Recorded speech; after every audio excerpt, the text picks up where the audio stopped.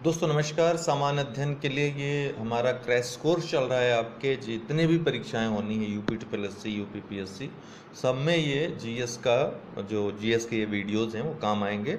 इसके पहले मैं आपको बता देना चाहता हूँ, आप बृहद कोर्स अगर संपूर्ण कोर्स करना चाहते हैं, किसी भी एग्ज़ाम की तैयारी आप कर रहे हैं, तो अनअकैडमी लर्निंग ऐप पे आपके लिए उपलब्ध है। आप सब्सक्रिप्शन वहाँ पे ले सकते हैं। 1 महीने से लेकर 24 महीने तक का सब्सक्रिप्शन है। फ़ायदा ये होगा कि इसमें आपको एक विषय ही कई टीचर से पढ़ने का मौका मिलेगा, पहली बात। दूसरी बात है कि आप रेफरल कोड यूज़ करते हैं मेरा UD10, ये UD10 रेफरल कोड है, तो आपको 10% फीस में डिस्काउंट मिल जाता है। फीस वैसे ही बहुत कम रखी है अनअकैडमी ने, पूरे 2 वर्ष की 9100 फीस है मात्र। और आपको एजुकेटर्स मिलते हैं अच्छे, जो सिलेबस की संपूर्ण तैयारी A to Z तैयारी करवाते हैं आपको। और आप वहाँ पर चूज़ कर सकते हैं, विकल्प आपके पास बहुत मौजूद हैं, तो आप अवश्य ये लाभ लें। और कोई अन्य जानकारी इससे संबंधित लेनी हो तो हमारे जो नंबर है, व्हाट्सएप नंबर 9453775039 पे संपर्क करके पूछ सकते हैं। बहुत बहुत धन्यवाद। चलिए शुरू करते हैं। काफ़ी लोग आ गए हैं अब, बहुत ठीक है। तो आप लोग अपने उत्तर जो है जैसे रोज देते हैं, देते रहिएगा। ये आपके सामने रहा प्रश्न क्या है? पृथ्वी काल, ठीक है, अर्थ आवर जिसको बोलते हैं, अर्थ आवर के संदर्भ में निम्नलिखित कथनों पर विचार कीजिए। ये 3 कथन है और तीनों कथनों को ध्यान से पढ़ें और इसका उत्तर दें। यह UNEP, united nations environmental programme तथा यूनेस्को का उपक्रमण है। सी, अच्छा,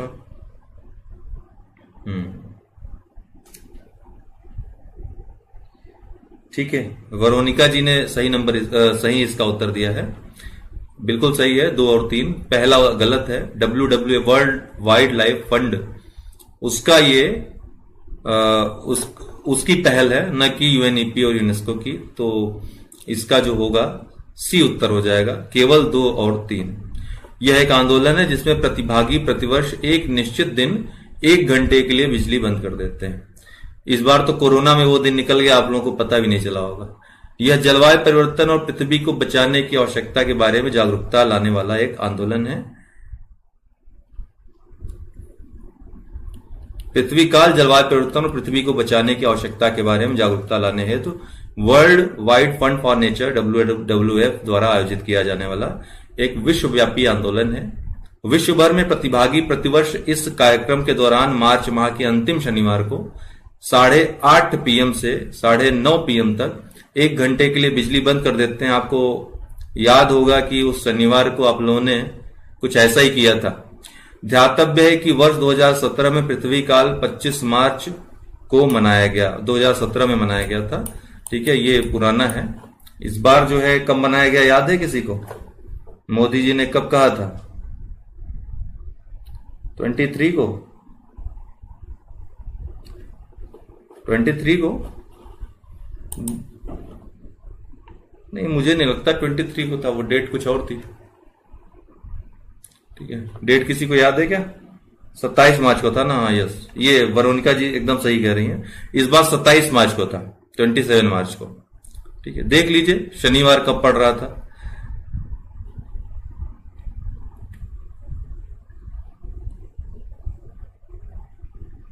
नहीं, 9 अप्रैल वाली बात, 9 अप्रैल को नहीं, ये मार्च में भी ऐसा कुछ हुआ था आपको।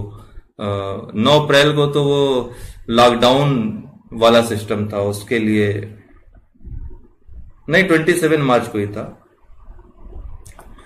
निम्न में से किससे जलवायु परिवर्तन का क्रायोजेनिक संकेतक प्राप्त किया जाता है? ये प्रश्न पूछा गया है, PCS 2016 का प्रश्न है ये। निम्नलिखित में से किससे जलवायु परिवर्तन का क्रायोजेनिक संकेतक प्राप्त किया जाता है? विवेक सिंह सही उत्तर है आपका, ठीक है। ए, आइस स्कोर, ठीक है, आइस स्कोर संकेतक है। हिम तत्व किसी ग्लेशियर या बर्फ की चादर को छेद कर प्राप्त किया गया एक बेलनाकार नमूना होता है, आइस स्कोर जिसको बोलते हैं। और आइस स्कोर अतीत की जलवायु और वातावरण की जांच करने के लिए सबसे प्रत्यक्ष और विस्तृत अभिलेख होता है। अगला प्रश्न, ये ग्रीन हाउस गैसें हैं और उसके स्रोत हैं, आपको बताना है कि कौन सुमेलित नहीं है।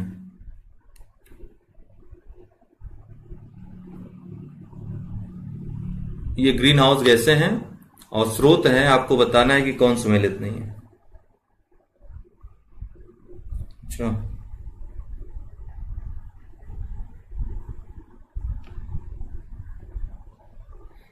ठीक है, जया राय जी का उत्तर एकदम सही है, बी। क्लोरोफ्लोरोकार्बन ये रेफ्रिजरेटर और अन्य जो प्रसाधन हैं और इन सब में निकलता है, फ्रेयान वगैरह में। ये ऑटोमोबाइल से नहीं निकलता है। बाकी carbon dioxide thermal power station से, नाइट्रस ऑक्साइड और मेथेन दोनों जलमग्न धान के खेत से निकलते हैं, तो ये ध्यान रखिएगा।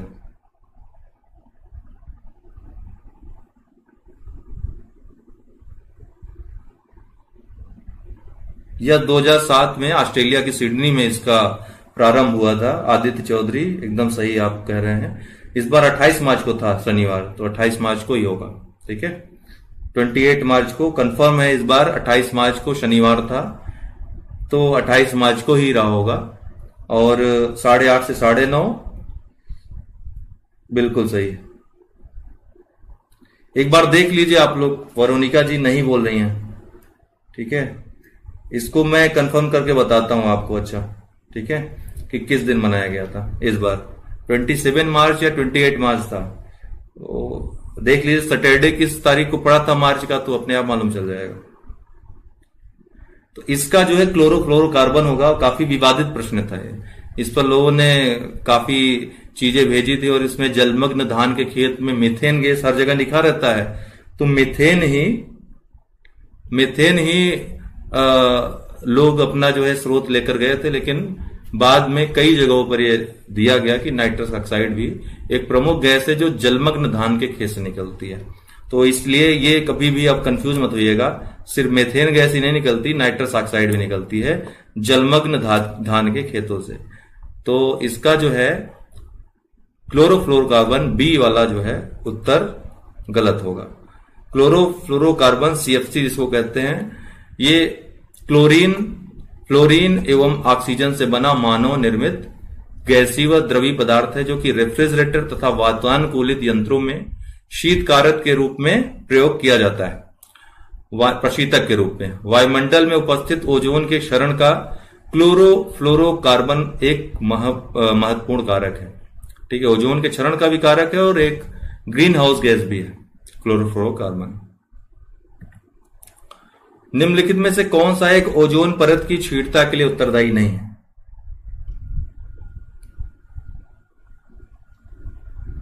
हाँ, तो 28 ही है, कंफर्म हो गया। ठीक है, 28 मार्च को ही मनाया गया। ठीक है, उसी दिन शनिवार था, तो उसी दिन मनाया गया। ऑस्ट्रेलिया की सिडनी में 2007 में शुरुआत हुई थी इसकी।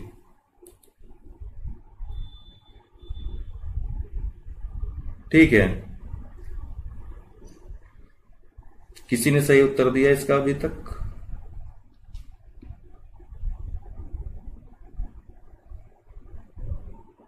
इंद्र कुमार गुजराल, ये XPM पूर्व प्रधानमंत्री महोदय यहां पर हैं।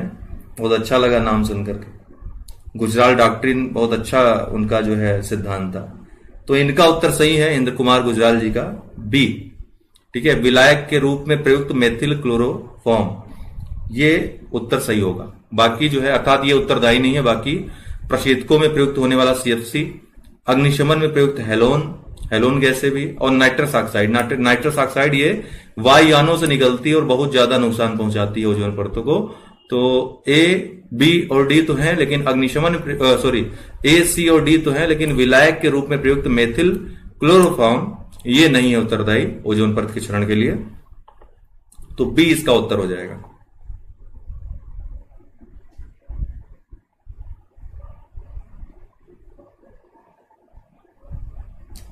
प्रियांशु जी, उनकी तबीयत खराब है थोड़ी सी। ठीक है, इसलिए उनकी क्लास नहीं आ पा रही। क्या लाइट नहीं चल रही? लाइट की प्रॉब्लम है क्या मेरे रूम में जी? लाइट तो है, पर्याप्त लाइट है।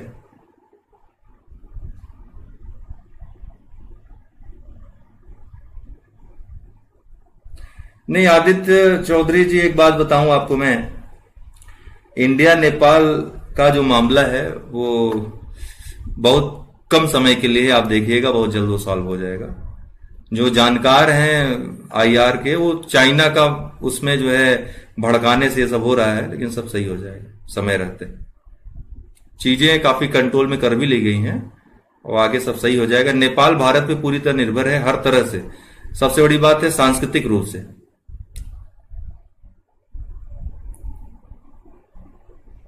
ठीक, तो नेक्स्ट पे चलेंगे।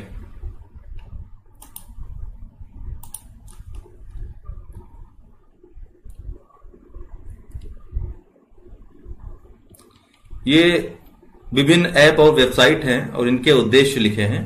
आपको बताना है कौन से इसमें सही है, कौन सही सुमेलित है।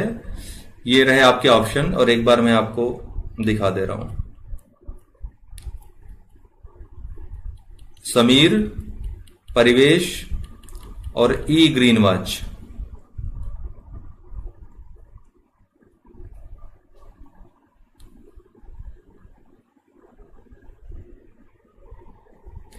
हाँ, ये आप बिल्कुल सही। अभी सबसे महत्वपूर्ण पॉइंट अमरीश चंचल जी ने बताया है। माओवादी गवर्नमेंट है इस समय वहां पर, और यही सबसे बड़ा कारण है। माओइस्ट वो भी है, माओइस्ट चीन भी है, तो दोनों का जो है इस समय इसीलिए बन रहा है इतना। माओवादी गवर्नमेंट होने के कारण जो है ये चीजें उत्पन्न हुई, लेकिन फिर भी नेपाल इतना ज्यादा डिपेंडेंट है भारत पे कि वो चीजें कभी बिगड़ेंगी नहीं उस स्तर तक।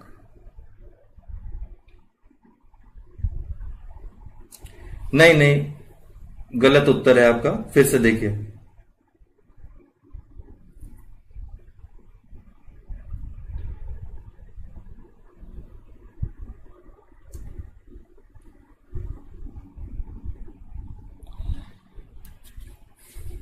कोई उत्तर नहीं दिया है अभी तक। आदित्य चौधरी जी, आपका गलत है।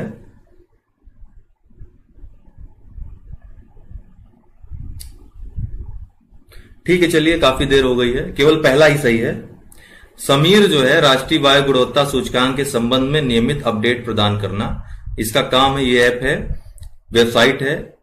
परिवेश का कार्य उल्टा दे दिया है। परिवेश, ये आप जो देख रहे हैं पर्यावरण मंजूरी के लिए सिंगल विंडो पोर्टल, ये परिवेश है। और ई ग्रीन वॉच क्या है? ये प्रतिपूरक वनीकरण कोष प्रबंधन और योजना प्राधिकरण के अधीन वनीकरण कार्यों की निगरानी करना, ये ई ग्रीन वॉच का उद्देश्य है। ठीक है ना, तो केवल एक इसका सही होगा, ओनली वन, ए। राष्ट्रीय जैव विविधता कार्य योजना एनबीएपी के संदर्भ में निम्नलिखित कथनों पर विचार करें। नेक्स्ट क्वेश्चन है, तो इसे international convention on biological diversity CBD, जिसके बारे में लगातार 4-5 दिन से चर्चा हो रही सुबह शाम। सीबीडी के बारे में शायद 1-2 दिन परीक्षा खबरी वाले में भी मैंने चर्चा की। और दूसरा, एनबीएपी का एक उद्देश्य आक्रामक विदेशी प्रजातियों के प्रवेशन और उनके प्रबंधन का विनियमन करना है। इसका उत्तर दें, पिछले वाले का उत्तर हो चुका है। इसका उत्तर दें कि कौन सा सही होगा। ऑप्शन रहे आपके।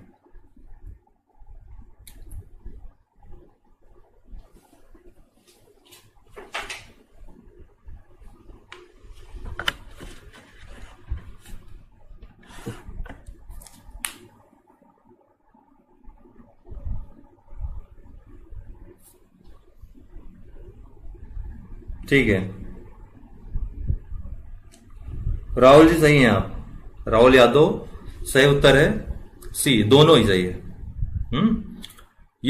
ये जो है सीबीडी के अनुसरण में, सीबीडी कब हुआ था पता है ना? 1992 में जो कन्वेंशन ऑन बायोलॉजिकल डाइवर्सिटी हुई थी पृथ्वी सम्मेलन में रियो डी जेनेरियो में, वहां 3 संस्थाओं का उदय हुआ था। किसका किसका? सीबीडी यही, और एक यूएनसीसीडी कम्बैट टू डिजर्टिफिकेशन, और तीसरा UNFCCC United nation framework for framework convention on climate change, UNFCCC, जिसका कोप का बैठक होता है प्रत्येक वर्ष। इन तीनों संस्थाओं का जन्म हुआ था।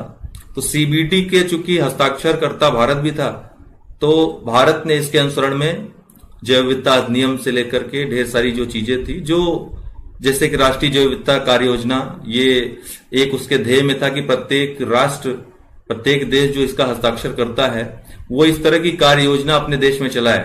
तो राष्ट्रीय जैव विविधता कार्य योजना के संदर्भ में दोनों ही कथन सत्य हैं। ये कार्य योजना कब पहली बार भारत में लाई गई पता है? इससे संबंधित प्रश्न भी पूछा गया है और मैंने कल ही आपको इसका उत्तर बताया था। किस सन में? आपके सामने ऑप्शन है 2010, 2009, 2008, 2012। तो जलवायु परिवर्तन पर या जैव विविधता पर कार्य योजना भारत ने कब शुरू की थी?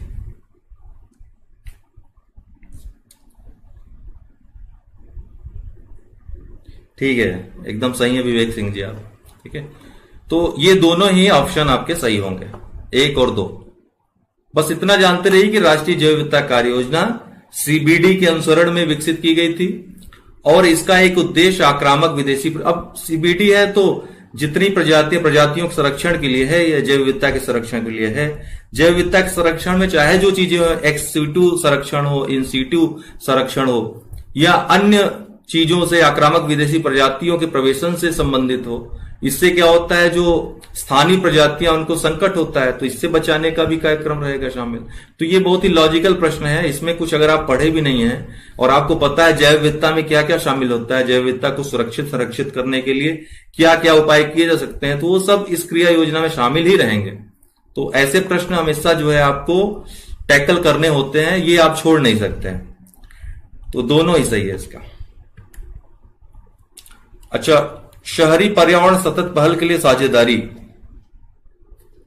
PUESI भारत और निम्नलिखित में से किस क्षेत्रीय समूह के मध्य एक संयुक्त प्रयास है?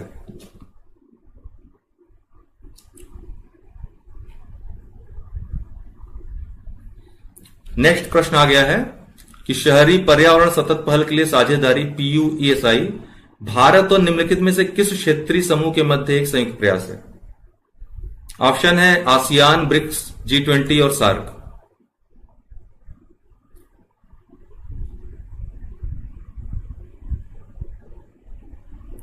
ठीक है, किट्टू डी का उत्तर सही है सबसे पहले। हाँ ठीक है, तो बी ब्रिक्स के साथ है, शहरी पर्यावरण सतत पहल के लिए साझेदारी भारत और ब्रिक्स के मध्य एक संयुक्त प्रयास है। ठीक है, शहरी पर्यावरण सतत पहल के लिए साझेदारी है। सतत जहां वर्ड यूज होगा तो सतत विकास से आप को रिलेट कर लीजिएगा, तो आपको इसका कॉन्सेप्ट अपने आप क्लियर हो जाएगा। हाथियों की आबादी महत्वपूर्ण प्रश्न है। हाथियों की आबादी के दीर्घकालिक प्रबंधन के लिए दक्षिण एशिया में साइट्स के कोप संकल्प द्वारा अधिदेशित हाथियों की अवैध हत्या की निगरानी माइक की शुरुआत की गई। निम्नलिखित में से कौन सा या कौन से भारत में माइक स्थलों में शामिल है या हैं? ये 3 स्थल आपको दिए हैं। ठीक है, एक बार फिर पढ़ देते हैं प्रश्न को। हाथियों की आबादी के दीर्घकालिक प्रबंधन के लिए दक्षिण एशिया में साइट्स के कोप कॉन्फ्रेंस ऑफ पार्टीज संकल्प द्वारा अधिदेशित हाथियों की अवैध हत्या की निगरानी, जिसको MIKE बोलते हैं, की शुरुआत की गई। निम्नलिखित में से कौन सा या कौन से भारत में माइक स्थलों में शामिल हैं? गारो हिल्स, मयूरभंज, वायनाड। तो ये रहे ऑप्शन आपके।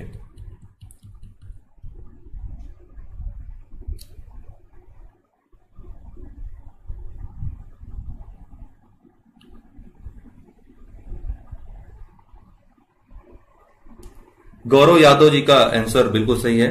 ठीक है, डी इसका उत्तर होगा, तीनों सही है। हाथियों की अवैध हत्या की निगरानी, monitoring of illegal killings of elephants, MIKE कार्यक्रम क्या है? साइट्स के कोप संकल्प द्वारा अधिदेशित माइक कार्यक्रम की आरंभ दक्षिण एशिया में वर्ष 2003 में हाथियों के रेंज वाले राज्यों को उचित प्रबंधन और प्रवर्तन संबंधी निर्णय लेने हेतु आवश्यक जानकारी प्रदान करने तथा हाथियों की आबादी के दीर्घकालिक प्रबंधन के लिए हाथी रेंज वाले राज्यों के भीतर संस्थागत क्षमता का निर्माण करने के उद्देश्य से किया गया। साइट्स का है ये कार्यक्रम, याद रखिएगा।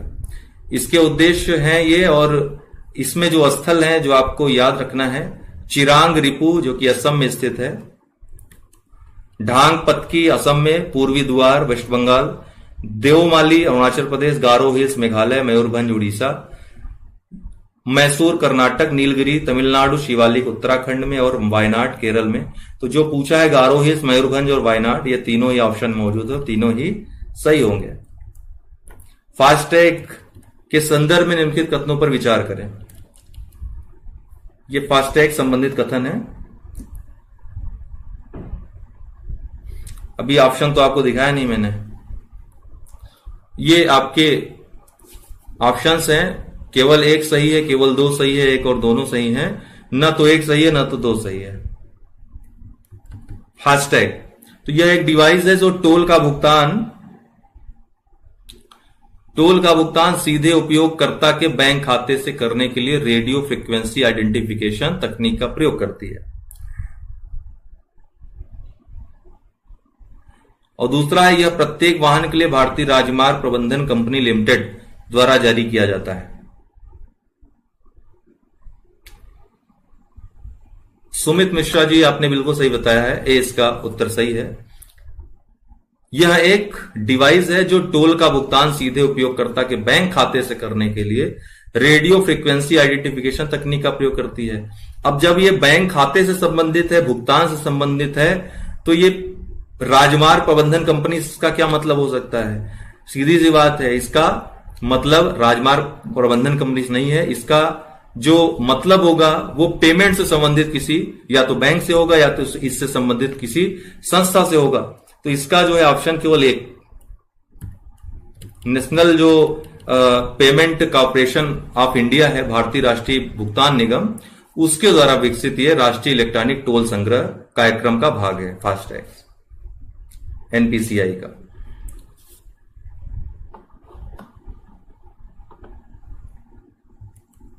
हाल ही में सुर्खियों में रहा आईकॉन, ICON क्या है?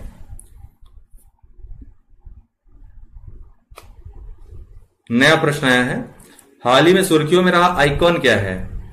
यह मंगल ग्रह पर जीवन की संभावनाओं की खोज हेतु यूरोपीय अंतरिक्ष एजेंसी और रॉस कॉस्मोस का एक संयुक्त प्रबंधन है। यह इसरो का एक मिशन है जिसका उद्देश्य सूर्य की सतह का विस्तृत मानचित्र प्राप्त करना है। यह एक रोवर है जिसे जापान की अंतरिक्ष एजेंसी ने मंगल पर गेल क्रेटर के अन्वेषण हेतु डिजाइन किया है।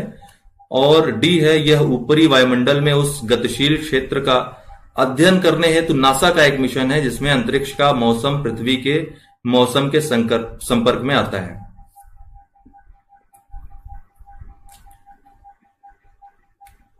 तुक्का मत मारा करिए, आप जो है उत्तर पढ़ें और इसके बाद इसके बारे में जाकर गूगल पे सर्च करके अवश्य देखा करें अगर आपके सामने कोई नई चीज आए तो। इससे क्या होगा, आपकी जानकारी में काफी बढ़ोतरी होगी, विस्तार होगा।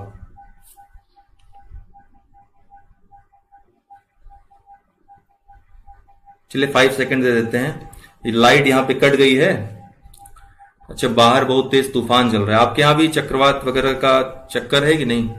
यहां तो बहुत तेजी से हवा आ रही है, बाहर एकदम भाड़ भाड़ अजीबोगरीब आवाज आ रही है।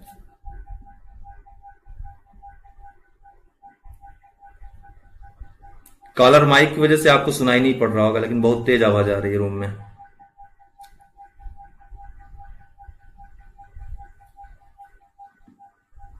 ठीक है, सुमित मिश्रा जी ने सबसे पहले उत्तर दिया है डी। यह ऊपरी वायुमंडल में उस गतिशील क्षेत्र का अध्ययन करने हेतु नासा का एक मिशन है जिसमें अंतरिक्ष का मौसम पृथ्वी के मौसम के संपर्क में आता है। आईकॉन, यह पूछा जा सकता है, करंट का प्रश्न है। अगला प्रश्न, ईंधन के रूप में प्रयोग किया जाने वाला ब्लैक लिकर, ये क्या है? 4 ऑप्शन आपके सामने है।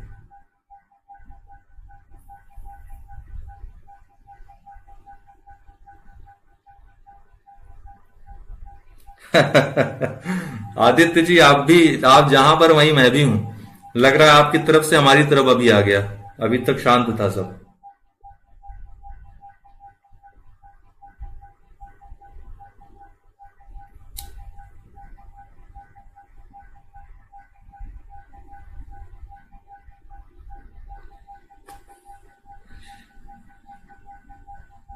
ललित त्रिपाठी जी, बहुत सही, आपने उत्तर दे दिया इसका। कागज और लुगदी उद्योग में उप उत्पाद के रूप में निर्मित जैव ईंधन है ब्लैक लिकर। सिन गैस का नाम आपने सुना होगा, मैं इसके बारे में आपको विस्तृत जानकारी दूंगा कि सिनगैस क्या है, किस तरह से उत्पादन होता है, क्या इसके उपयोग हैं। कागज और लुगदी उद्योग में उपोत्पाद के रूप में निर्मित जैव ईंधन है जिसको ब्लैक लिकर के नाम से जाना जाता है। ए इसका उत्तर है।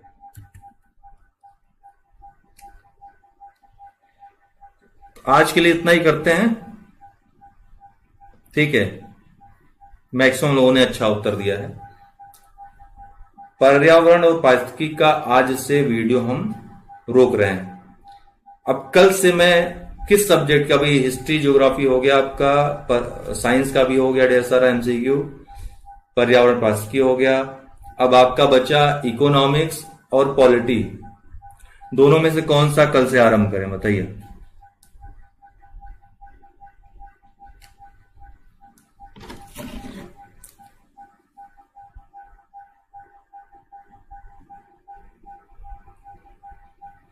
इकोनॉमिक्स या फिर पॉलिटिकल से कौन सा आरंभ करें एमसीक्यू, क्योंकि एमसीक्यू वाला पोर्शन समाप्त करवाने के बाद कॉन्सेप्चुअल पोर्शन में आएंगे, कॉन्सेप्ट पढ़ेंगे शुरुआत से एकदम। कंप्लीट वाले वीडियो भी ज्योग्राफी, इंडियन ज्योग्राफी 1-2 दिन में मैं दे दूंगा। कल हिस्ट्री का कंप्लीट पूरा वीडियो आएगा।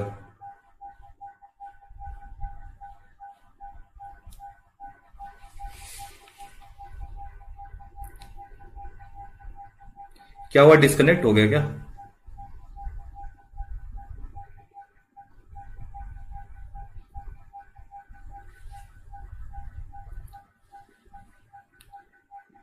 पॉलिटी वाले ज्यादा हैं, ठीक है ना।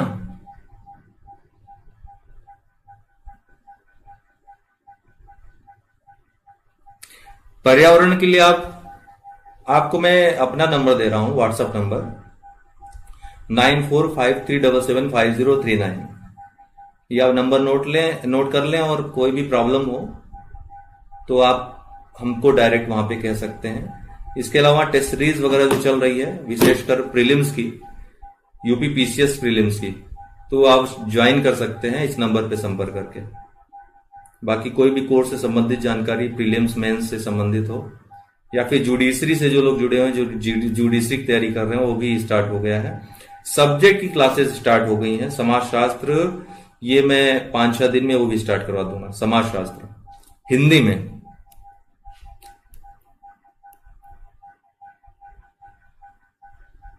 जी जी जी धर्मेंद्र जी, अभी आपको मैं उसका लिंक प्रोवाइड करा देता हूं वीडियो बनने के बाद, ठीक है। कल से पॉलिटी का फिर स्टार्ट करते हैं हमसे क्यों, जो ठीक है, पॉलिटी का स्टार्ट करते हैं कंप्लीट पूरा शुरू से लेकर के लास्ट तक। और पॉलिटी को हम सोच रहे हैं कि टॉपिक वाइज ये कवर करवाते हैं। सबसे पहले संवैधानिक विकास से शुरू करते हैं और फिर लास्ट तक चलते हैं। और सबका नहीं हो पाया, उस तरीके से करना चाहिए था, लेकिन फिर समय मिलेगा तो करेंगे। लेकिन पॉलिटी से हम स्टार्ट करेंगे क्रम से, पूरा एक एक टॉपिक।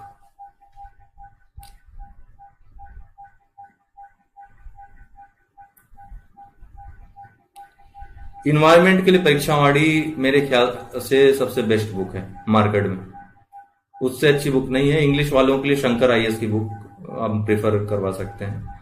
शंकर आईएएस की इंग्लिश मीडियम में आती, हिंदी में आती कि नहीं मुझे नहीं पता, लेकिन हिंदी माध्यम के लिए परीक्षावाड़ी बेस्ट है। और यूपी पीसीएस के लिए तो उससे अलग कुछ नहीं पढ़ना आपको।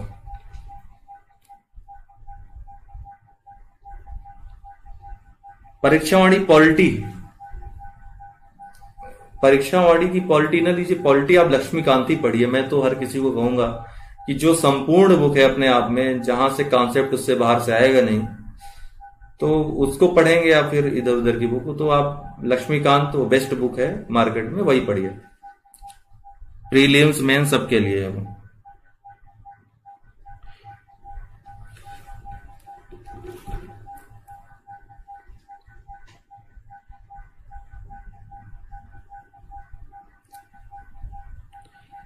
मॉडर्न हिस्ट्री के लिए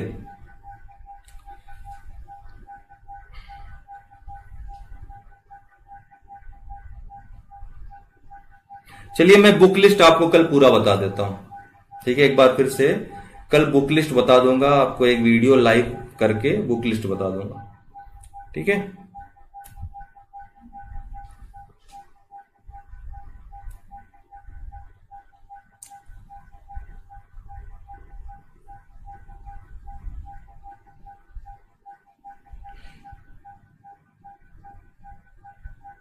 अभी की टेस्ट सीरीज में आदित्य जी बहुत ज्यादा परिवर्तन हो गया है। अभी का टेस्ट सीरीज, ये बैटरी भी जा रही है, अभी का टेस्ट सीरीज जो है बहुत स्टैंडर्ड, चूंकि 2019 की जो परीक्षा हुई है और अध्यक्ष महोदय का जो बयान आया, उन्होंने किया क्या कि आरओ लोग भी वहां के आयोग के लोग देते हैं, उनको बुलाया एग्जाम देने के बाद, उन्होंने कहा कि कितना किया आप लोगों ने, तो उन्होंने तो सोचे कि हमारा बॉस है उससे बोल दें कि बहुत अच्छा हुआ पेपर, तो उन्होंने 100 कोई 110 इस ढंग से बता दिया। उनको जानते नहीं थे क्या परिणाम होगा, तो तुरंत उन्होंने एक मीटिंग बुलाई, बोले कि इतना टफ पेपर हमने अपनी तरफ से सोच के बनवाया था, लेकिन 100-110 लोग कर दिए हैं, इसका मतलब है कि और ज्यादा प्रयोग करना पड़ेगा। तो इसके लिए एक अलग कमेटी बैठी और पैनल को बुलाया गया, ये बोला गया कैसे लोग 100-110 कर गए। इसका मतलब आगे पेपर टफ बनेंगे आपके, ऐसी संभावना है, जैसा ये घटनाक्रम हुआ था। ठीक है, तो आपके जो परिचय के लोग हैं उनसे पूछ सकते हैं, जो आयोग में जाते होंगे, तो ये हुआ था कि नहीं। तो ऐसा हुआ था, इसलिए कह रहा हूं कि अब स्टैंडर्ड पेपर के लिए तैयार हो जाइए। 2020 पेपर बहुत स्टैंडर्ड आने वाला है, इसीलिए उसी को ध्यान में रख के हमने टेस्ट सीरीज अपनी बनाई है। तो टेस्ट सीरीज सॉल्व करें, आपको अपने आप पता चल जाएगा उसका standard.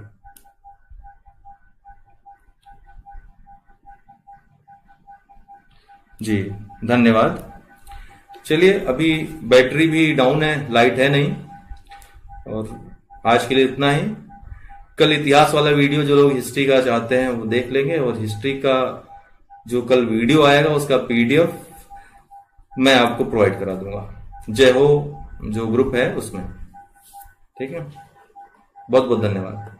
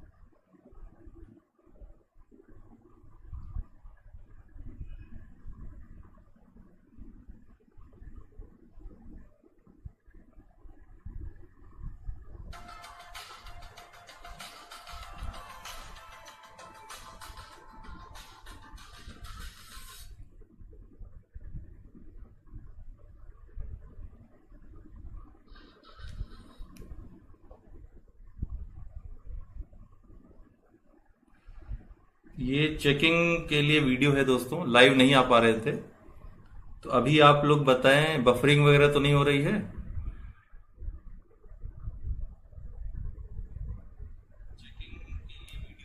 Good evening Pankaj ji.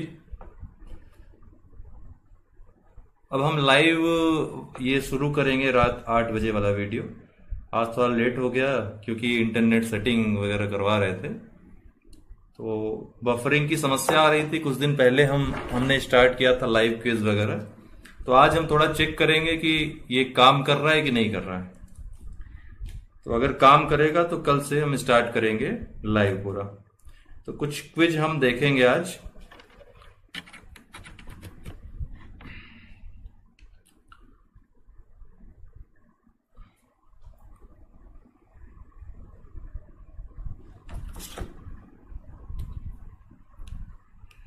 Hello,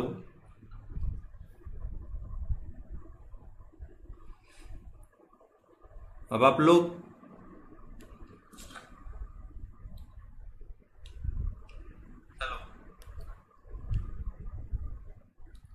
अभी क्लियर हो गया होगा। संदीप जी बताइए, क्लियर अब हुआ? गुड इवनिंग आप सभी को। तो लेट्स क्रैक यूपी एग्जाम्स में स्वागत है आपका। अभी 10 बजे हम एक स्पेशल क्लास हमने अरेंज किया है, वो इकोनॉमी की क्लास होगी। तो यदि आप लोग अनअकैडमी लर्निंग ऐप डाउनलोड किए हुए हैं, इंस्टॉल किए हुए हैं, तो वहां पे जाकर के उत्कर्ष द्विवेदी मेरा नाम सर्च करिएगा, तो स्पेशल क्लास आप ले सकेंगे आज से। और उसकी जो टाइमिंग होगी, शेड्यूल होगा, मैं आपको बता दिया करूंगा, ग्रुप्स में भी बता दिया करूंगा, तो आप वहां तक पहुंच जाएंगे। चलिए थोड़ा सा टेस्ट करेंगे कि कैसा बफरिंग वगैरह तो नहीं होती है। मेन यही उद्देश्य है आज के इस प्रोग्राम का।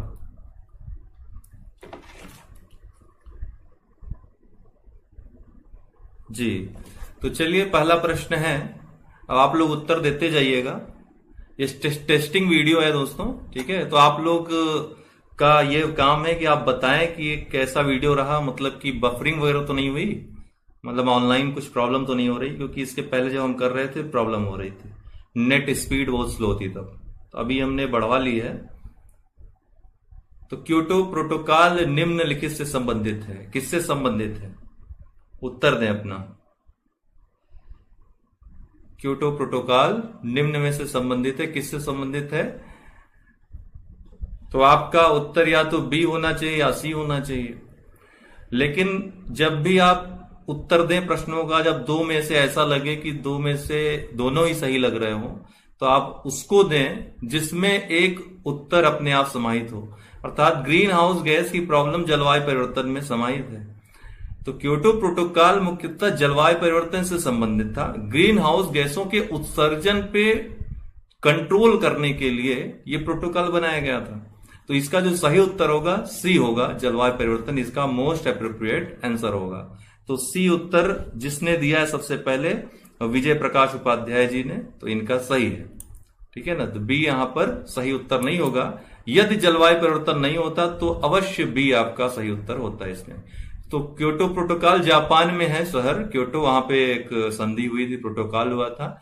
एक अंतरराष्ट्रीय समझौता है जो UNFCCC, United nation framework convention on climate change, इसकी कहां पर, इसका गठन कहां हुआ था? 1992 में जो पृथ्वी सम्मेलन हुआ था रियो डी जेनेरियो में, वहां पे यूएनएफसीसी का गठन हुआ था। तो इसकी बैठकें जो होती है, तो क्योटो में एक प्रोटोकॉल हुआ था इसकी बैठक में, उससे संबद्ध है। यह ग्रीन हाउस गैसों के निकास को कम करने से संबंधित है, न कि केवल ग्रीन हाउस गैस से। अतः विकल्प सी सही उत्तर होगा, जलवायु परिवर्तन। नेक्स्ट प्रश्न है, निम्नलिखित कथनों पर विचार कीजिए। क्योटो उपसंधि वर्ष 2005 में लागू हुई। क्योटो उपसंधि मुख्यतः ओजोन परत की क्षीणता से संबंधित है। तीसरा है, मीथेन कार्बन डाइऑक्साइड की तुलना में ग्रीन हाउस गैस के रूप में अधिक हानिकारक है। देखिए तीसरे वाले पर हम चर्चा कर चुके हैं एक वीडियो में कि मीथेन कार्बन डाइऑक्साइड की तुलना में अधिक हानिकारक है, क्षमता इसकी अधिक है, लेकिन महत्वपूर्ण भूमिका कार्बन डाइऑक्साइड की इसलिए है क्योंकि इसकी मात्रा अधिक है। लेकिन अगर समान मात्रा ली जाए तो मीथेन ज्यादा प्रभावशाली है, ज्यादा गर्मी उत्पन्न करता है एक प्रकार से, ठीक। तो इसका जो उत्तर होगा, किसी ने दिया है, ये ऑप्शन मैं दिखा दे रहा हूं, अभी तो ऑप्शन मैंने आपको दिखाया ही नहीं है, ये रहे ऑप्शन आपके। अब उत्तर आप प्रारंभ करें।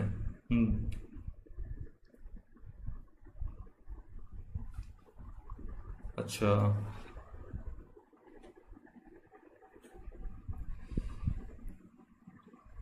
ठीक है, बी इसका सही उत्तर है। दिनेश त्रिपाठी जी ने सबसे पहले उत्तर दिया इसका, 1 और 3, ठीक है। क्योटो उपसंधि ओजोन परत की क्षीणता संबंधित नहीं है। ओजोन परत की क्षीणता जो संबंधित संधि है उसको मॉन्ट्रियल प्रोटोकॉल कहते हैं। क्योटो उपसंधि जलवायु परिवर्तन संबंधित, अभी आपने देखा, और ग्रीन हाउस गैस उत्सर्जन से संबंधित है, मुख्यतः कार्बन डाइऑक्साइड जैसी जो प्रमुख ग्रीन हाउस गैसें हैं। तो क्योटो उपसंधि रूस के हस्ताक्षर के बाद 16 फरवरी 2005 से प्रभावी हुई। तो पहला स्टेटमेंट सही था।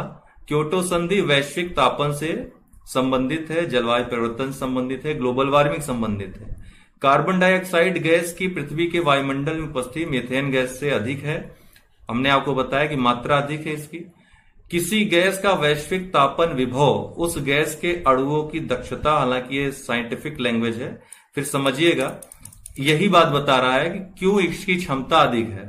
तो उस गैस के अणुओं की दक्षता एवं उस गैस के वायुमंडलीय जीवन काल पर निर्भर करता है। कार्बन डाइऑक्साइड का वायुमंडलीय जीवन काल परिवर्तनीय है, जबकि सभी समयावधियों के दौरान इसका वैश्विक तापन विभव 1 पाया गया है।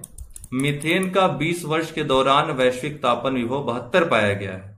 तो देखिए कितना अंतर है। अतः कार्बन डाइऑक्साइड की तुलना में मीथेन ग्रीन हाउस गैस के रूप में बहुत ज्यादा प्रभावी और हानिकारक होता है, लेकिन इसकी मात्रा कम है वायुमंडल में कार्बन डाइऑक्साइड की तुलना में, इसलिए इससे प्रभाव जो उत्पन्न हो रहा है वो कम है, क्षमता लेकिन अधिक है। अब इन युग्मों पर विचार करें। यह प्रश्न आपने देखा होगा, आईएएस का प्रश्न है, कई दफा आपके सामने आया होगा। एमपीपीएससी में इसको रिपीट किया था और राजस्थान पीसीएस में भी इस क्वेश्चन को सेम टू सेम पूछ लिया था। तो कभी कभी समाचारों में दिखे जाने वाले शब्द हैं, एनेक्स 1 देश हैं, सामने दिया हुआ है और आपको बताना है उपर्युक्त कथनों में से कौन से सही हैं, अर्थात कौन से मेल जो किए गए हैं वो सही हैं। अब आपके सामने ऑप्शन है ये, और अब आप उत्तर देना स्टार्ट करेंगे।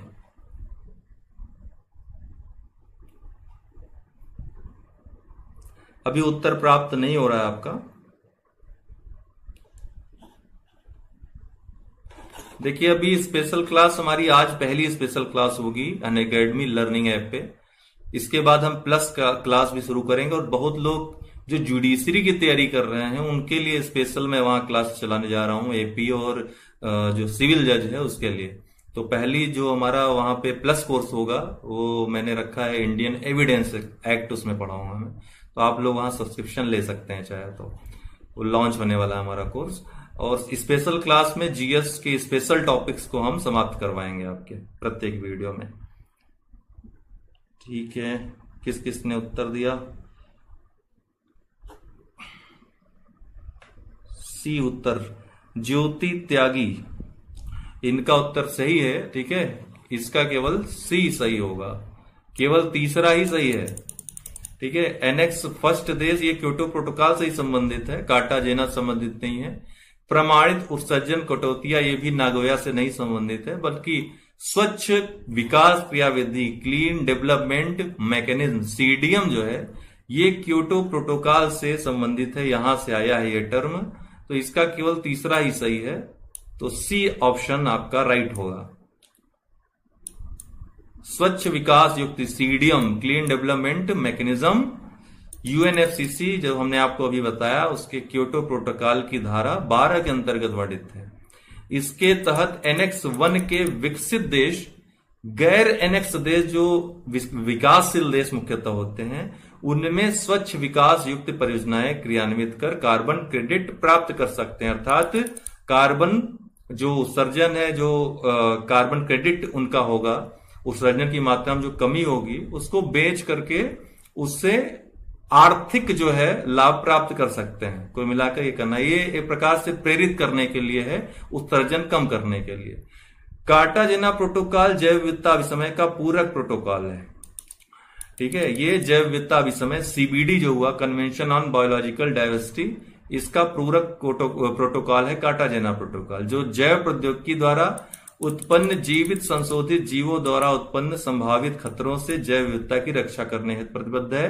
वही नगोया जो प्रोटोकॉल है आनुवांशिक संसाधनों को, ये याद किए रहिएगा क्योंकि ऑप्शंस चेंज हो सकते हैं, लेकिन ये चीजें अक्सर एग्जाम में पूछी जाएंगी। तो नगोया प्रोटोकॉल ये आनुवांशिक संसाधनों को प्राप्त करने एवं उनसे मिले लाभों के समुचित व निष्पक्ष बंटवारे से संबंधित है। नेक्स्ट है ग्रीन हाउस गैस प्रोटोकॉल क्या है? तो आपके ऑप्शंस हैं, इसको ध्यान से पढ़िएगा क्योंकि ये स्टेटमेंटल क्वेश्चन है एक प्रकार का। तो आपको कॉन्सेप्ट आप जानते रहेंगे, परिभाषा आपको मालूम रहेगी, ग्रीन हाउस गैस प्रोटोकॉल के बारे में मालूम रहेगा तो आप इसको हल कर लेंगे। तो ऑप्शन में धीरे धीरे इसको स्क्रॉल कर रहा हूं, आप पढ़ते जाएं। ए ऑप्शन, उसको पॉज करके आप पढ़ सकते हैं।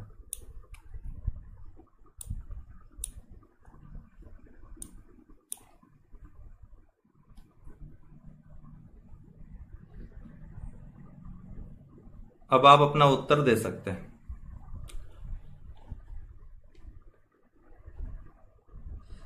नहीं, गलत है। एक बार ध्यान से पढ़ेंगे तो सही हो जाएगा।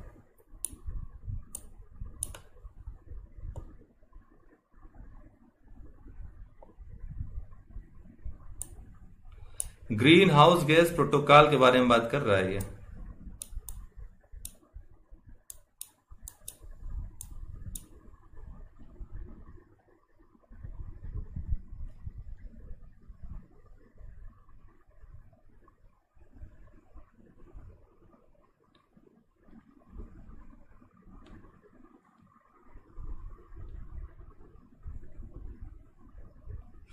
इकोनॉमिक्स का अभी 10 बजे आप देख सकते हैं, ठीक है ना। कौन पूछ रहा है? शरत कुमार श्रीवास्तव जी। इकोनॉमिक्स का वीडियो आप अभी 10 बजे अनअकैडमी ऐप पे देख सकते हैं। उत्कर्ष द्विवेदी उसमें जाइएगा, स्पेशल क्लास मेरी जो पहली आ जाएगी। उत्तर किसने सबसे पहले दिया है? ए वाला, ओके, अनुज सिंह ने दिया है। तो इसका जो उत्तर होगा दोस्तों ए होगा, ठीक है। ए इज द राइट आंसर। यह सरकार एवं व्यवसाय को नेतृत्व देने वाले व्यक्तियों के लिए ग्रीन हाउस गैस उत्सर्जन को समझने, परिमाण निर्धारित करने एवं प्रबंधन हेतु एक अंतरराष्ट्रीय लेखाकरण साधन है। तो ए इसका उत्तर होगा। ग्रीन हाउस गैस प्रोटोकॉल का विकास वर्ल्ड रिसोर्स इंस्टीट्यूट WRI तथा world business council on sustainable development WBCSD ने द्वारा किया गया है। यह भी पूछा जा सकता है प्रश्न, इसलिए याद रखिएगा WRI और WBCSD।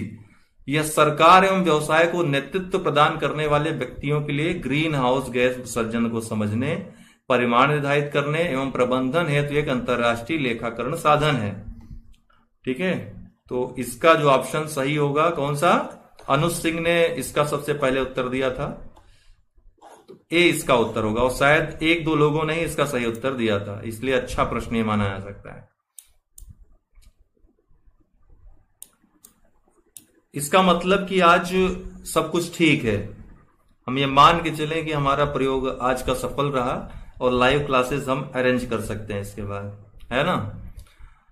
तो निम्नलिखित पर विचार करें और उत्तर दें। चलिए, यहां से उत्तर रुका हुआ है ना पिछला, ठीक है। अभी आप उत्तर देना अपना आरंभ कर सकते हैं। ये उपयुक्त में से कौन सी क्रियाएं पृथ्वी के कार्बन चक्र में कार्बन डाइऑक्साइड को जोड़ती हैं? जो कार्बन चक्र है, अर्थात कार्बन का जो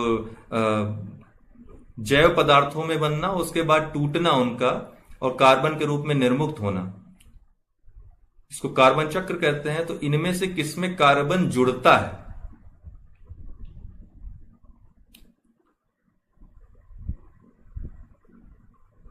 ठीक, तो दिनेश त्रिपाठी जी ने सही उत्तर इसका दिया है। बहुत जल्दी उत्तर दिया, बहुत सही उत्तर दिया। सी इसका उत्तर होगा। प्रकाश संश्लेषण में नहीं दोस्तों, प्रकाश संश्लेषण में तो कार्बन डाइऑक्साइड की आवश्यकता पड़ती है। कार्बन डाइऑक्साइड की मात्रा की आवश्यकता होती है। कार्बन डाइऑक्साइड और प्रकाश की उपस्थिति में ही तो भोजन बनाते हैं पौधे अपना, है ना। ऑक्सीजन निर्मुक्त करते हैं, जिसको हम लोग प्राणवायु के रूप में लेते हैं।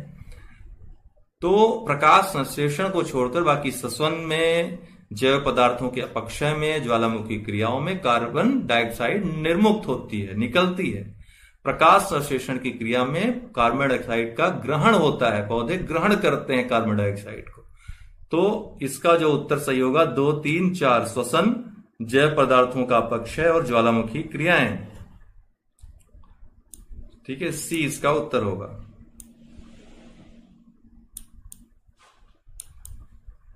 पृथ्वी के कार्बन चक्र में कार्बनिक पदार्थों के अपघटन जीवधारियों द्वारा श्वसन प्रक्रिया से, ज्वालामुखी प्रक्रियाओं से, जीवाश्म ईंधन के दहन से, इन सभी से कार्बन डाइऑक्साइड पहुंचती है या निर्मुक्त होती है।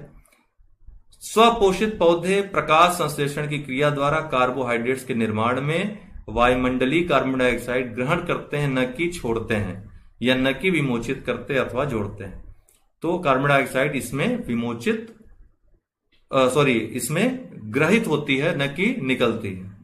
बाकी सब में निकलती है। प्रश्न का मोड जब समझेंगे तो उत्तर आसानी से दे लेंगे। दरअसल होता क्या है कि हम लोग जल्दबाजी में क्वेश्चन समझ नहीं पाते हैं, प्रश्न क्या पूछना चाहता है, क्या उसकी डिमांड है, और डिमांड न समझने के कारण हम गलत करके चले जाते हैं। बाद में पछतावा होता है कि ये बड़ा आसान प्रश्न था, इसको तो मैंने पढ़ा था, जानते थे, फिर भी गलत करके चले आए। और ऐसा अक्सर सरल प्रश्नों में ही होता है। जटिल प्रश्न चूंकि आप पढ़ाई किए रहते हैं तो उसको आप हल कर लेते हैं लॉजिक लगा के, लेकिन जो बहुत सरल प्रश्न होते हैं उसमें कॉन्सेप्ट आपका क्लियर होना बहुत आवश्यक होता है। वायु एक यौगिक है, तत्व है, मिश्रण है या विद्युत अपघट्ट है? बताइए।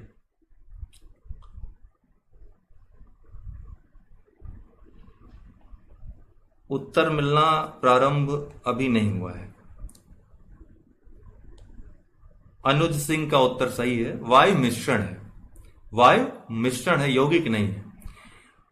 तो सी इसका उत्तर हो जाएगा, वायु मिश्रण है। मिश्रण ऐसा पदार्थ होता है जिसमें दो या अधिक तत्व या यौगिक किसी भी अनुपात में साधारण रूप से मिश्रित होते हैं। वायु विभिन्न गैसों का मिश्रण होता है। गैसों का यह मिश्रण वायुमंडल में पाया जाता है। सबसे ज्यादा वायुमंडल में कौन सी गैस पाई जाती है? नाइट्रोजन, फिर ऑक्सीजन। ईपीए का पूर्ण रूप क्या है? मैंने आपको बताया था उस दिन। ईपीए यूएसए की एजेंसी है पर्यावरण संबंधी, तो इसका पूर्ण रूप क्या है? इस तरह के प्रश्न यूपी पीसीएस में पूछता है। यूपी ट्रिपल एससी के एग्जाम अगर आप देंगे लेखपाल वगैरह के, तो इस तरह के प्रश्न बहुत आते हैं उसमें। सी किसने दिया सी उत्तर? मनीष यादव ने दिया है। सही उत्तर है आपका C, environmental protection agency. Okay, USA की एजेंसी है ये, और बहुत महत्वपूर्ण भूमिका इसने निभाया। इन्वायरमेंटल प्रोटेक्शन एजेंसी संयुक्त राष्ट्र अमेरिका की संघीय एजेंसी है। एनईए से क्या आशय है? एनईए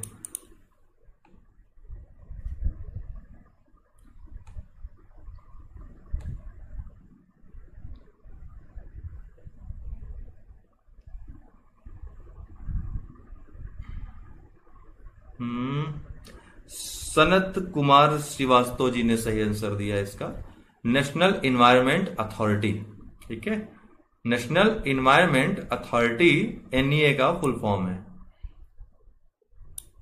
एनईए का तात्पर्य राष्ट्रीय पर्यावरण प्राधिकरण से है, यद्यपि इसका पूरा नाम राष्ट्रीय पर्यावरण अपीली प्राधिकरण एनईएए है, लेकिन चूंकि एनईए पूछा है तो national environment authority.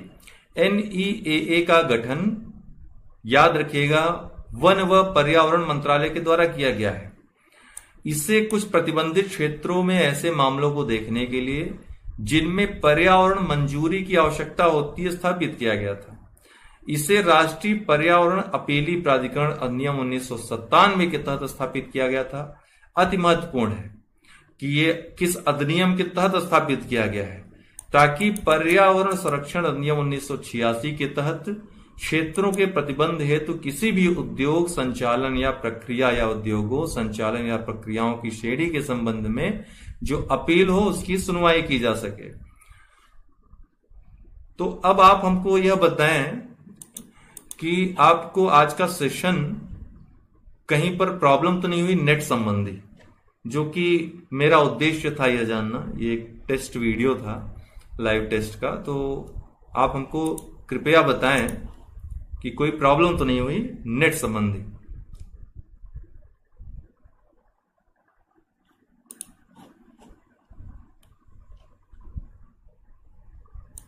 Okay Manish ji, thank you.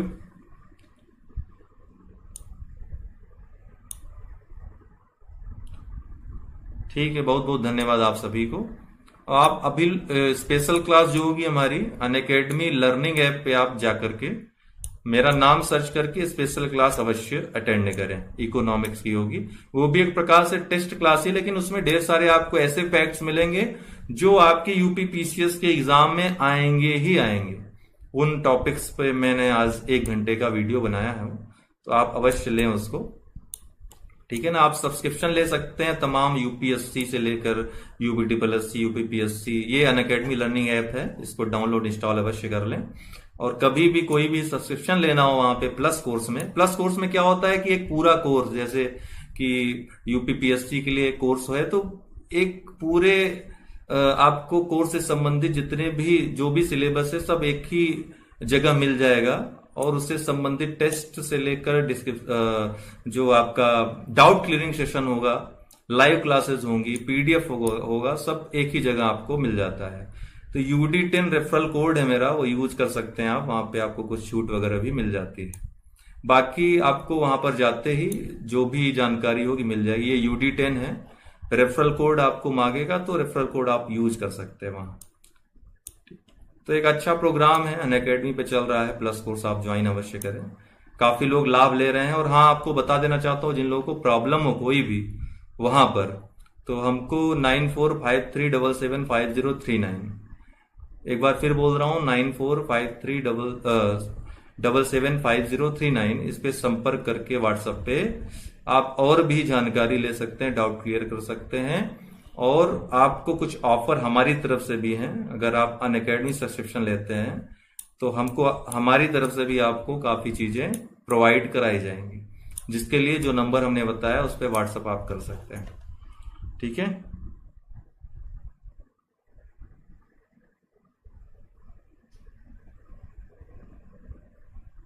Anurag ji, हो सकता है कि नेट की प्रॉब्लम रही हो इसलिए आप कर ना आ पाया हो। ठीक है। या फिर आपको ऐसा लगा हो कि आपका आंसर, एक्चुअली होता है कि ना टाइपिंग में ऐसा होता है कि यूट्यूब की वो दिक्कत है कि किसका वो सबसे पहले ले रहा है, सर्वर प्रॉब्लम होती है वो। तो मुझे जिसका दिखता है, मैं जैसे कि रोक लिया मैंने पिछले क्वेश्चन में नीरज यादव जी पर मैंने रोक लिया था, उसके बाद जिसका अगले प्रश्न पे सबसे पहले उत्तर आया उसका नाम मैंने बोल दिया। तो इस तरह से मैं करता हूं, तो कभी कभी हो सकता है मिस्टेक हो जाती हो। ठीक है, लेकिन अक्सर ऐसा नहीं होता है, एकाध प्रश्न में ऐसा हो जाता होगा। तो आज का सेशन जो मेरा उद्देश्य था वो सफल रहा।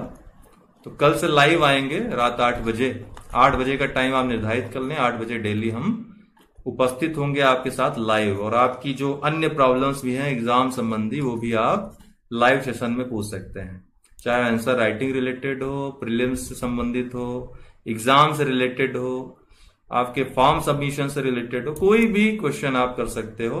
5-10 मिनट हम केवल चर्चा करेंगे आपकी परीक्षाओं पे, क्योंकि अभी कोरोना कोविड-19 का सब प्रकोप चल रहा है। थोड़ा बहुत चर्चा हो जाएगी तो पॉजिटिव एनर्जी आती रहेगी आपके अंदर, मोटिवेट होते रहेंगे, ऐसा मेरा विश्वास है। ठीक है ना। तो आज के लिए इतना ही, बहुत बहुत धन्यवाद। शुभ रात्रि आप लोगों को। अनअकैडमी पे आइए आप, वहां पे स्पेशल क्लास 10 बजे है हमारी इकोनॉमी की, इंडियन इकोनॉमी की फैक्ट, उसमें कुछ देखेंगे हम महत्वपूर्ण। ठीक है, धन्यवाद। दोस्तों नमस्कार, स्वागत है आपका लेट्स क्रैक यूपी एग्जाम्स में। सोमवार, मंगलवार, बुधवार साइंस टेक, बृहस्पतिवार, शुक्रवार, शनिवार, रविवार पर्यावरण और पारिस्थितिकी MCQ, ये हम चलाएंगे कुछ दिन तक अब।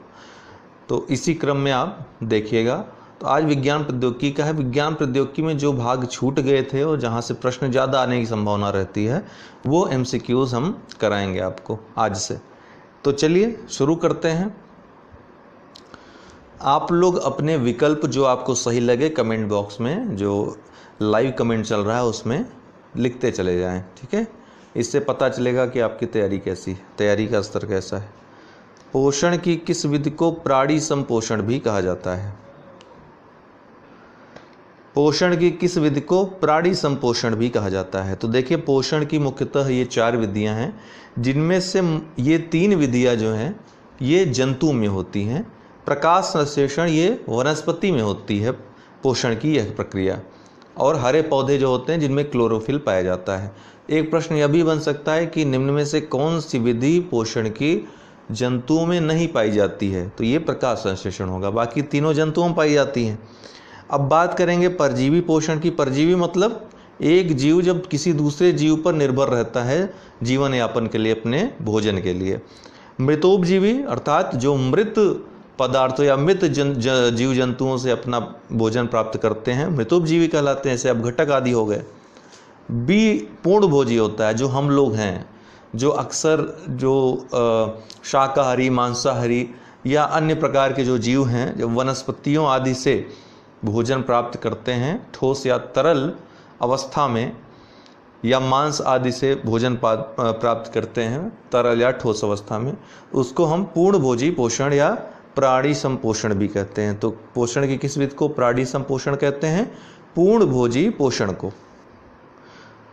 ऊर्जा प्रदान करने वाले पोषक तत्व कौन से हैं, या पोषक तत्व कौन सा है जो ऊर्जा प्रदान करता है?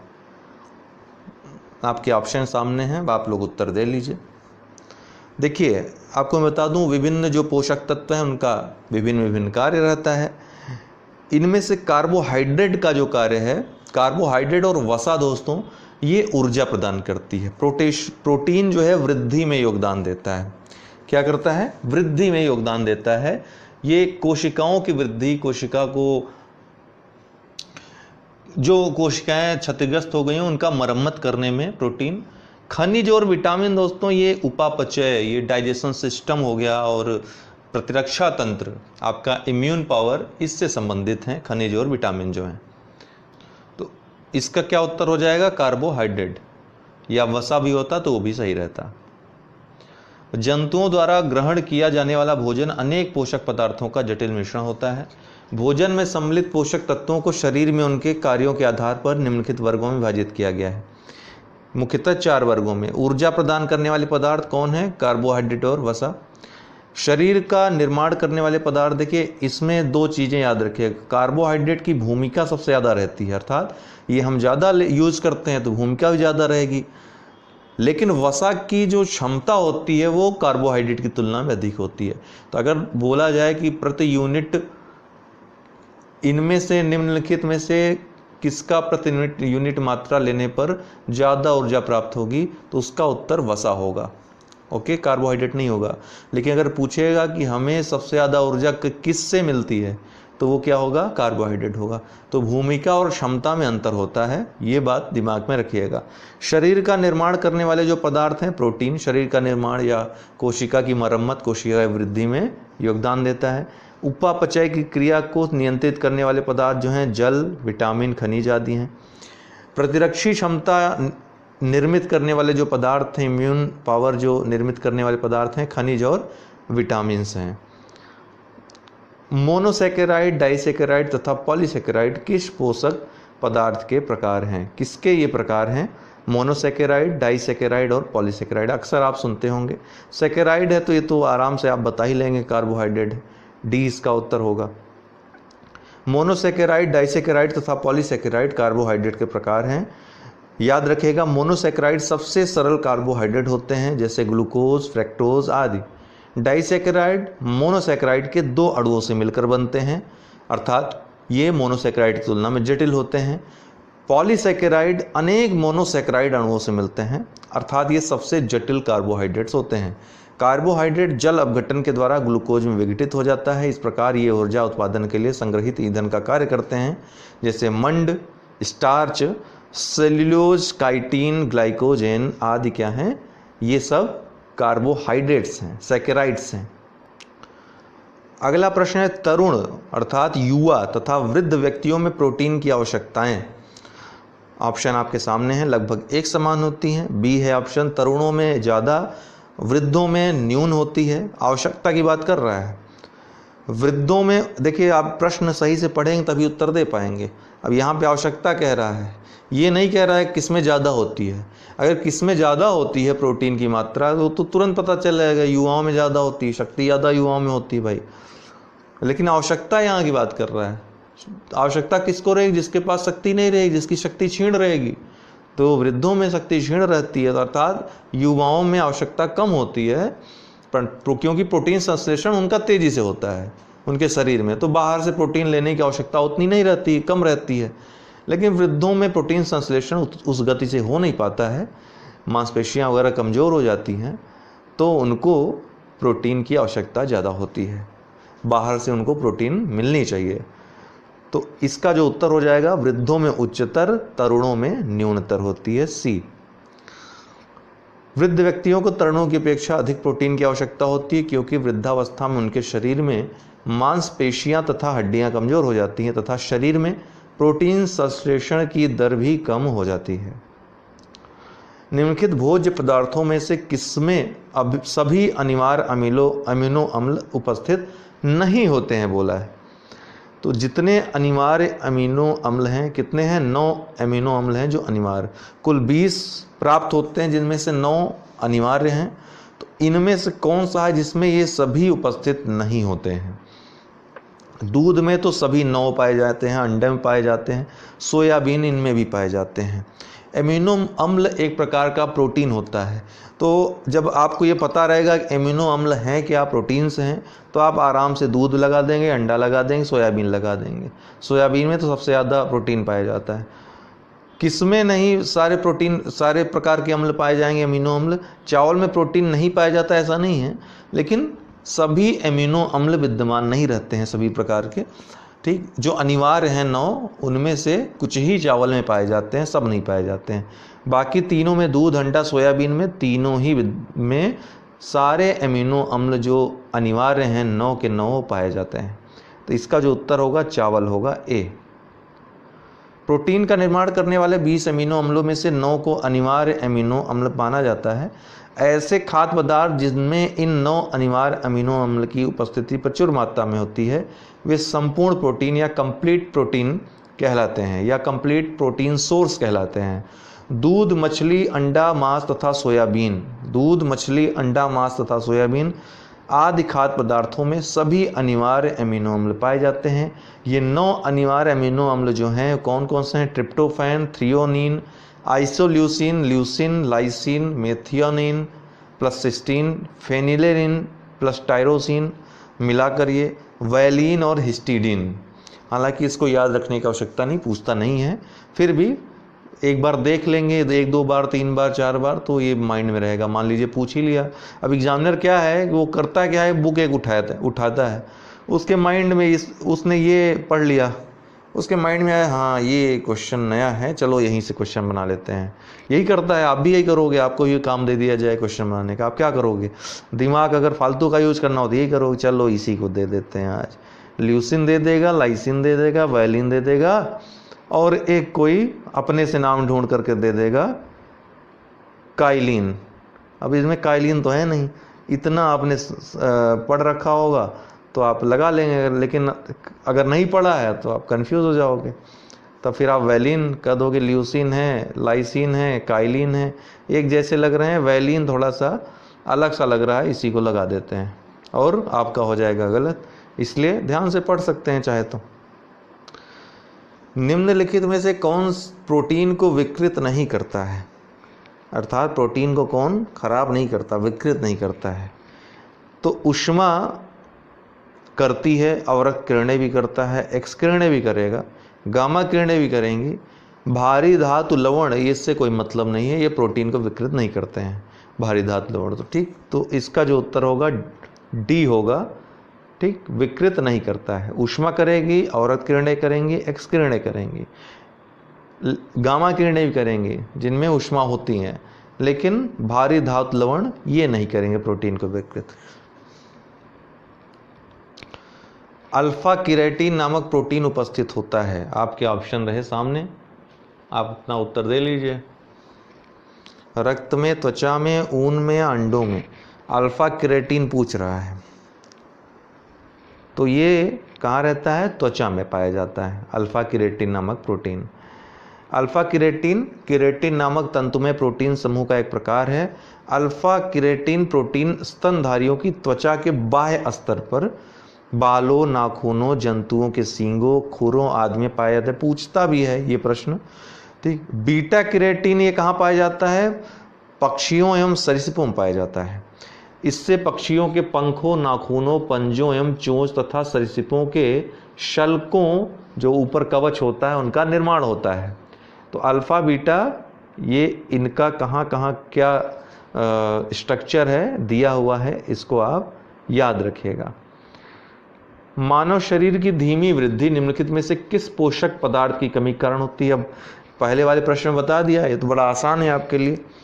वृद्धि पूछ रहा है शरीर की, कोशिका वृद्धि या शरीर की वृद्धि, कोशिका निर्माण आदि के लिए कौन जरूरी होता है? प्रोटीन।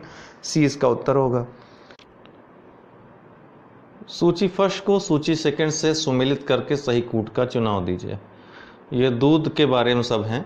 तो लैक्टोज तो शर्करा है, ये दूध के मीठेपन का कारण होती है। ठीक है, अब बाकी आप ऑप्शन चुन लीजिए अपना पहले। अब अपने उत्तर दे लीजिए आप। एक बार फिर दिखा देते हैं, और ये हैं उत्तर। चलिए, लैक्टोज क्या है? ये शर्करा है, दूध के मीठेपन का कारण होती है। लैक्टोबैसिलस एक जीवाणु है दोस्तों, ये क्या करता है? दूध का दही में परिवर्तन करता है, लैक्टोबैसिलस। रेनिन क्या है? ये एक प्रोटीन है, एक प्रोटीन है, एंजाइम है रेनिन। ये क्या करता है? दूध प्रोटीन को जो है ये पचाता है। ठीक, ये एंजाइम पचाने में कार्य करता है। केसीन क्या है? ये भी प्रोटीन है, दूध के सफ़ेद रंग का कारण होता है। दूध के सफ़ेद रंग का कारण केसीन, दूध में पीलेपन का कारण जो अक्सर गाय के दूध में देखा जाता है वो केराटिन। तो पूछता है दूध में सफ़ेद पीलापन का कारण क्या है? तो कैसीन और क्या मैंने अब बताया आपको, कैसीन और केराटिन, ये दोनों मिलकर। लैक्टोमीटर एक है। लैक्टोमीटर का प्रयोग क्यों होता है? लैक्टोमीटर दोस्तों, दूध की शुद्धता की जांच की जाती है लैक्टोमीटर से। तो इसका उत्तर क्या हो जाएगा? 3, 4, 1, 2 डी इसका उत्तर हो जाएगा। ये दिया हुआ है, आप देख सकते हैं। निम्न में से कौन सा आहार मानव शरीर में नए ऊतकों की वृद्धि के लिए पोषक तत्व प्रदान करता है? कौन सा पदार्थ इनमें से? ऑप्शन आपके सामने, आप अब कमेंट बॉक्स में अपने उत्तर कमेंट कर दें। इसका उत्तर हो जाएगा दोस्तों पनीर। ठीक है, अक्सर जिनकी हड्डी टूट जाती, मांसपेशियां फट जाती हैं, उनको पनीर खाने के लिए कहा जाता है, उनको एडवाइस की जाती है पनीर ज़्यादा से ज़्यादा खाएं। इसीलिए क्योंकि शरीर में नए ऊतकों की वृद्धि जल्द से जल्द इससे होती है। शरीर में नए ऊतकों की वृद्धि एवं क्षतिग्रस्त ऊतकों की मरम्मत के लिए प्रोटीन की आवश्यकता होती है। पनीर में प्रोटीन की उच्च मात्रा पाई जाती है, इसलिए यह मानव शरीर में नए ऊतकों की वृद्धि के लिए आवश्यक पोषक तत्व प्रदान करता है। दूध से पनीर का निर्माण लैक्टोबैसिलस लैक्टिस तथा ल्यूकोनोस्टक सिट्रोवोरम नामक जीवाणुओं के द्वारा दूध के किण्वन के माध्यम से होता है। लैक्टोबैसिलस लैक्टिस और ल्यूकोनोस्टक सिट्रोवोरम नामक जीवाणुओं के द्वारा। विटामिन से क्या होते हैं? देखिए, अक्सर विटामिन से बहुत सरल प्रश्न पूछता है, लेकिन आप लोग सरल के चक्कर में गलत करके चले जाते हो लालचवश। तो कार्बनिक यौगिक हैं, अकार्बनिक यौगिक हैं, या जीवित जीव हैं, या इनमें से कोई नहीं है। याद रखिए कि विटामिन ये कार्बनिक यौगिक हैं। ठीक है, ये कार्बनिक, जटिल कार्बनिक यौगिक होते हैं विटामिन। सर्वप्रथम वर्ष 1992 में वैज्ञानिक कैसमीर फंक ने विटामिन शब्द का प्रयोग किया। ये सन गलत दिया है दोस्तों, 1992 तक तो ये जीवित ही नहीं थे, शायद 1967 में इनकी डेथ हो गई थी, है ना। तो ये जो है गलत है, 1992 में नहीं है, सन मैं आपको बता दूंगा, अभी मुझे याद नहीं है। वैज्ञानिक कैसमीर फंक ने विटामिन शब्द का प्रयोग किया था, ये सही है। विटामिन जटिल कार्बनिक यौगिक होते हैं जो शरीर की उपापचयी क्रियाओं के समुचित क्रियान्वयन के आवश्यक होते हैं। विटामिन शरीर में संश्लेषित नहीं होते हैं। देखिए, सारे विटामिन नहीं, कुछ विटामिन शरीर में संश्लेषित होते हैं, लेकिन उनकी मात्रा अल्प होती है, बाहर से लेने की आवश्यकता होती है, इसलिए ये भोजन के माध्यम से ग्रहण किए जाते हैं। विटामिन को सहायक आहार भी कहा जाता है। सहायक आहार मतलब सप्लीमेंट्री फूड्स। निम्नलिखित में से कौन सा विटामिन एवं उसकी कमी से होने वाला रोग सुमेलित नहीं है? तो कैल्सीफेरॉल विटामिन डी की बात कर रहा है। अस्थि रुग्णता बिल्कुल सही है, अस्थि संबंधित रोग हो जाता है। नियासिन अर्थात विटामिन 3 B3 पेलाग्रा या चर्मग्राह बिल्कुल सही है। कोबाल्मिन संघातिक रक्ताल्पता अर्थात विटामिन B12, इसकी वजह से संघातिक रक्ताल्पता बिल्कुल सही है ये भी। राइबोफ्लेविन से बेरी नहीं होता दोस्तों, ये यही गलत है। बेरी होता है थायमिन से, विटामिन B1 से। ठीक है, राइबोफ्लेविन होता है विटामिन B2, तो डी होगा इसका उत्तर, राइबोफ्लेविन बेरी। राइबोफ्लेविन विटामिन B2 का रासायनिक नाम है। मानव शरीर में इसकी कमी से कीलोसिस नामक रोग हो जाता है, जबकि बेरी नामक रोग थायमिन विटामिन B1 की कमी से होता है। तो विटामिन का नाम भी आप रटे रहेंगे तभी आपका। आज के लिए इतना ही करते हैं दोस्तों, कल से क्वेश्चंस की संख्या बढ़ाएंगे, 25-30 तक करेंगे, ठीक है। बहुत बहुत धन्यवाद दोस्तों। आपको बताना चाहता हूँ कि अनअकैडमी लर्निंग ऐप पर आप प्लस कोर्सेज सब्सक्रिप्शन ले सकते हैं। चाहे आप UPPSC की तैयारी की किसी भी एग्ज़ाम की तैयारी कर रहे हो, खंड शिक्षा अधिकारी, RO UPPCS या UPSSC में लेखपाल या फिर अन्य जो वैकेंसीज़ आती हैं ग्रुप C की, सब इंस्पेक्टर UPSI की तैयारी, मतलब कोई भी तैयारी आप उत्तर प्रदेश की कर रहे हैं या फिर UPSC करना चाहते हैं, BPSC करना चाहते हैं, MPPSC करना चाहते हैं, राजस्थान पे, मतलब कुछ भी आप यहाँ पे NDA करना चाहते हैं, जो भी आप A to Z कोर्स करना चाहते हो, सब्सक्रिप्शन यहाँ पर ले सकते हो। यहाँ पर सब्सक्रिप्शन का आपको दिया रहेगा प्लस सब्सक्रिप्शन, जैसे UPPSC UPSSC का सब्सक्रिप्शन लेना हुआ तो वहाँ पर जितना भी है आपको सब्सक्रिप्शन चार्जेस हैं वहाँ पर लिखे मिल जाएंगे। कंटिन्यू करने पे आपको यहाँ पर रेफरल कोड डालने के लिए आएगा और रेफरल कोड में आपको UD10 यूज़ करना है। आप 1 साल या 2 साल या जितनी मंथ की आप लेना चाहते हो ले सकते हो, सब्सक्रिप्शन आपके ऊपर है। उतने समय के लिए वो मतलब वो जैसे आप UPPSC UPSSC सब्सक्रिप्शन ले रहे हैं तो ये आपकी सीट रिज़र्व हो जाती है। कोई भी क्लास, लाइव क्लास आई हुई या फिर आने वाली, वो आप ले सकते हैं। सबसे बढ़िया फ़ायदा यहाँ होता है कि एक टाइम लिमिट में, एक टाइम पीरियड में, निश्चित टाइम पीरियड में कोई सब्जेक्ट समाप्त होता है और आप कोई भी सब्जेक्ट पढ़ सकते हैं, ऑप्शनल हो या फिर GS के सब्जेक्ट हो, प्री मेंस सब कर सकते हैं। Quiz, test, doubt clearing session आप ले सकते हो किसी भी समय, ठीक है ना। तो ये आप चाहें तो ले सकते हैं। UD10 ये रेफरल कोड यूज़ करना मत भूलिएगा, क्योंकि तब आपको 10% डिस्काउंट मिल जाएगा, छूट मिल जाएगी आपको जो मूल्य रहेगा उसमें भी। और 1 वर्ष 2 वर्ष के आप सब्सक्रिप्शन चार्जेस अगर देखें तो 2 वर्ष का सब्सक्रिप्शन चार्ज लेना आपके लिए बहुत ही सही पड़ रहा है, सस्ता पड़ रहा है। तो आप जब भी लीजिए 2 वर्ष का लीजिए, मेरा ये सजेशन आपके लिए रहेगा। तो जो लोग ले चुके हैं ऑलरेडी वो हमको 9453775039 पे संपर्क कर लें, ठीक है। हम आपको इसके बारे में कोई भी अगर डाउट होता है तो हम आपको बताएंगे। बाकी अगर कोई आपके डाउट्स हों तो आप हमको बता सकते हैं। फ़िलहाल आज के लिए बहुत बहुत शुक्रिया, बहुत बहुत धन्यवाद।